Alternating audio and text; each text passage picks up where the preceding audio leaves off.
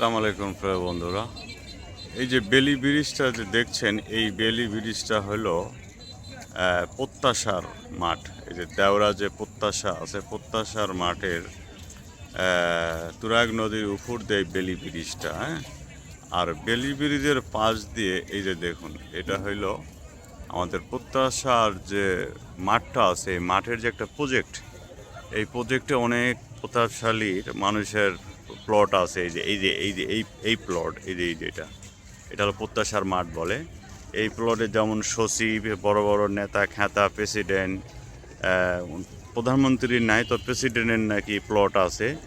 এই প্লটের জন্য এই ব্রিজটা করে নেওয়া হয়েছে। দেখুন এই ব্রিজটা,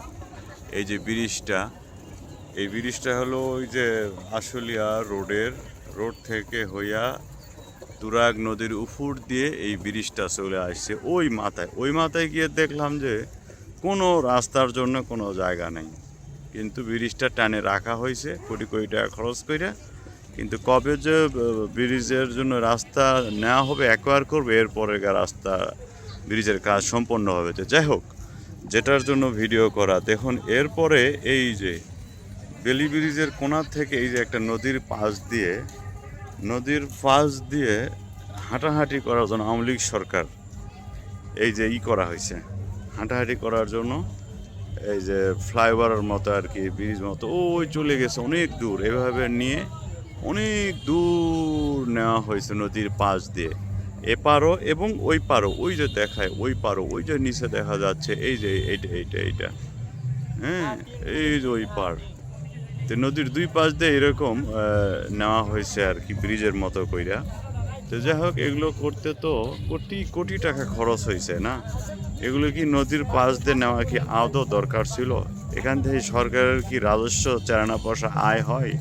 আমার তো মনে হয় না। দেখুন অযথা ছেলে মেয়েরা এসে আড্ডা মারতেছে, অযথা হাঁটাহাঁটি করতেছে। তো যাই হোক, আসলে কি এই গরিব দেশের টাকা এভাবে কি অপচয় করা ঠিক হয়েছে কি না? বিশেষ করে এই ব্রিজটা, নিচের এই ব্রিজটা নদীর পাশ দিয়ে দুই পাশ দিয়ে নেওয়া হয়েছে। কতটুক পরিবেশ রক্ষা হয় বা কতটুক এটা কতদিন রক্ষা হবে, আমার ব্যক্তিগত মতামত হলো গরিব দেশের টাকা এইভাবে আমার দৃষ্টি নষ্ট করা উচিত হয়নি। কারণ যেখান থেকে সরকারের আয় হবে না, রাজস্ব আসবে না, সেখানে হাজার হাজার কোটি টাকা ইনভেস্ট করবে কেন? আমার দৃষ্টিতে কোনোভাবে উচিত হয় নাই। যাই হোক বন্ধুরা, আপনাদের দৃষ্টিতে কেমন হয়েছে একটু বলবেন। আসলে কি কোনো দরকারে আসছে? ভালো মানুষ কিন্তু, যা বলছিলাম প্রিয় বন্ধুরা, এটার উপর দিয়ে সবসময় কিন্তু পোংরা ছেলেমেয়েরা হাঁটাহাঁটি করে। সমাজের ভালো মানুষের হাঁটাহাঁটি চলাফেরা একবারে নাই। দেখেন সম্পূর্ণ, আমি এখানে আধা ঘন্টা যাবত এদের তামাশায় দেখতেছি, শুধু ভালো মানুষের হাঁটাহাঁটি বলতে আমি পাইলাম না।